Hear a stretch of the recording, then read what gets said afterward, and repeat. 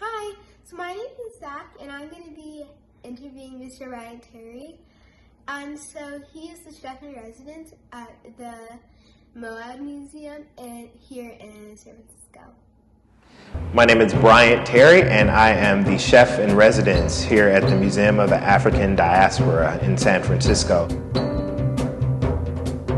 So much of the work that I do as a food activist is inspired by the activism of the Black Panthers in the 60s and the 70s. And not only did they engage communities programmatically through their grocery giveaways, through their free breakfast for children program, they did a number of things to change the habits and attitudes and politics around people of African descent and others and the way that they're connecting with food.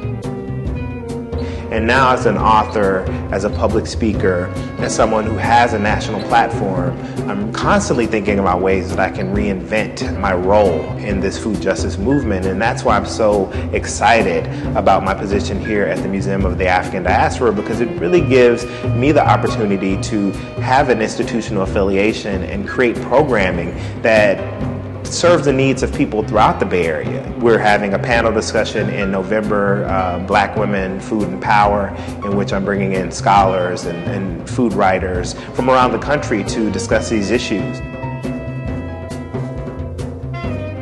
You know, one of my hopes is that the model we create here can be replicated in other institutions, other museums, faith-based communities, workplaces, schools. You know, I think having a chef in residence, having someone who's solely dedicated to thinking about food and in these various aspects can really be powerful, because we all eat. Food is the kind of primal desire that connects us all, and we all should be concerned about the way that our food is produced, distributed, and consumed. And I'm really excited about creating a model for the way that we can do that.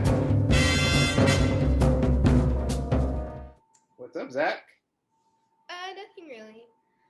Okay, so I have 4 questions for you, so I guess we can start. Let's go. How old were you when you started cooking? How old was I when I started cooking? When I started cooking as a child, I was probably around 6 years old, and that was the first time that my maternal grandmother let me come in the kitchen and help her when she was cooking. So I had a lot of menial tasks, things like, you know, when she would be making like her preserves and canning them, she'd let me pour the sugar in, or sometimes she'd let me screw the lid on the canning jar. She would let me wash the greens. So that really developed an early love of and connection to food.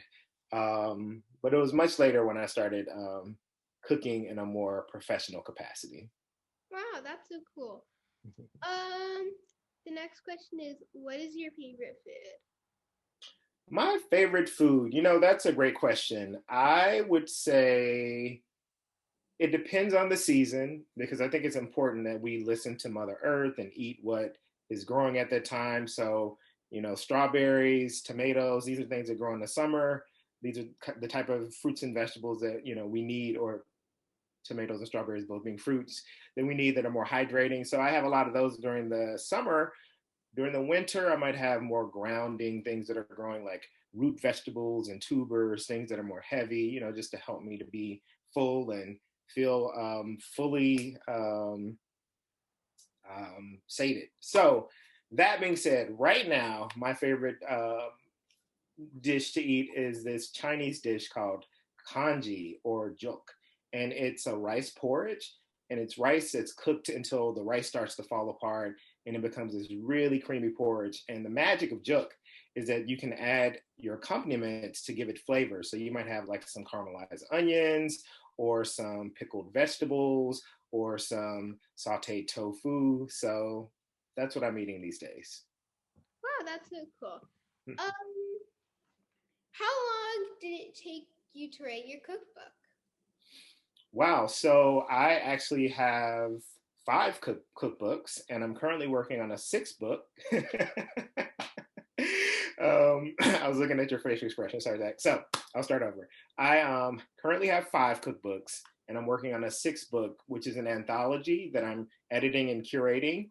It's going to be over 100 contributors throughout the world, from the Black diaspora, people on the continent of Africa, in the Caribbean, South America, and the United States. So I'm working on that, but that book happened really quickly because I actually started it last year and it'll be out in the fall. Typically, it takes me about a year and a half to write a book.